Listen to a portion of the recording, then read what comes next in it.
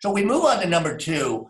Number two is talking about how do you actually do the audit? What are the processes that we recommend? So if you go to the next slide, we're going to talk about kind of data evaluation. You need to evaluate data. You need to look at documents. And essentially, there's four things that we recommend that you look at. The first two we've kind of already talked about. You look at your import pedimentos. And again, these are the entries going down into Mexico. Your Mexican broker should be giving you copies of these. And your export pedimentos. Again, your Mexican broker should give you copies of these. In addition, the one I love the best is actually the Glosa report. Glosa reports, think of the Glosa report basically as your ACE or ITRAC data. It's really the information that you've reported to customs in what they call the data stage format. So basically, it's a report straight from the authority of what you've reported. And then finally, that internal report, that's really more of your internal inventory control systems report. And ideally, what you're doing is you're comparing your internal report against the Glosa report to match up to the import and export pediments. You're using these four that you see right now on the screen to audit your process and make sure that your inventory is basically solid.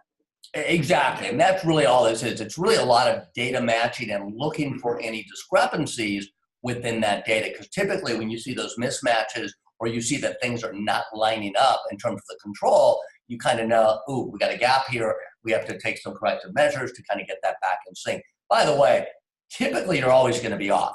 That's why you really have to do this auditing. A lot of the maquilas we work with, they'll bring us in to do at least annual auditing, maybe every 6 months.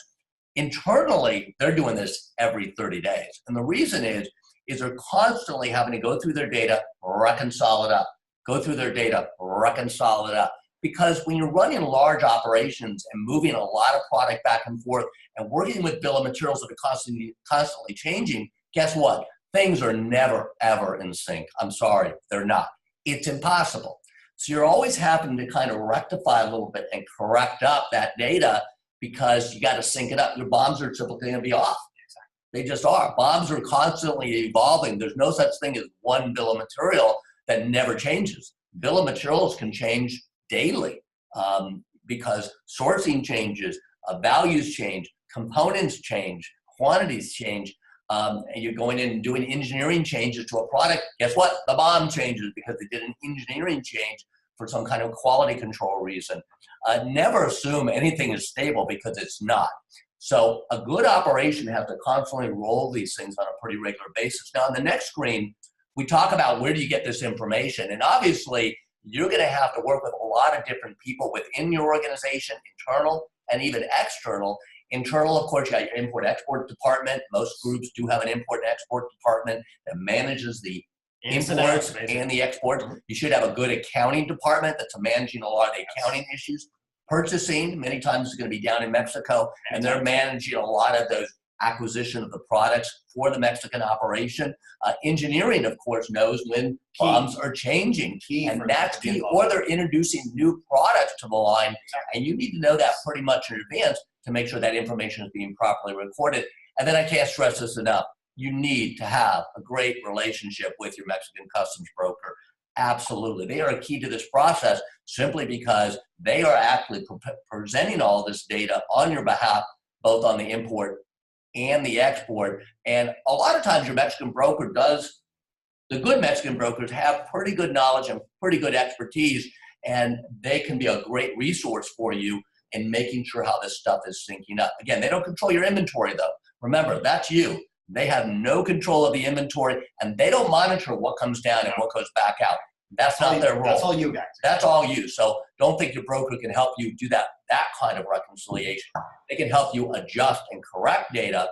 Yes. And that happens too, because like on the US side, if you have an entry that's wrong or an import or that import that's wrong, we could go in and actually do a post-summary correction. Well, in Mexico, you can do the same thing. You can rectify and actually update those entries and kind of resync them back up. And I strongly, strongly recommend if you find errors, rectify them, correct them, adjust them. Because when Mexican Customs comes in to do the audit, they're going to look at all the data that's in their system, just like U.S. Customs does, and they're going to say, whatever you reported, it must be what it is. You gave it to us, and you haven't changed it, so they're going to hold you to that standard. So if you find an error, you want to go in and make that adjustment, even if it's quite a bit way down the line. This way, if they do come in later, you can say, well, I've already taken care of it. taken care of and I've adjusted. So that's pretty important. That's kind of number two. That's the second thing you do. Now, number three.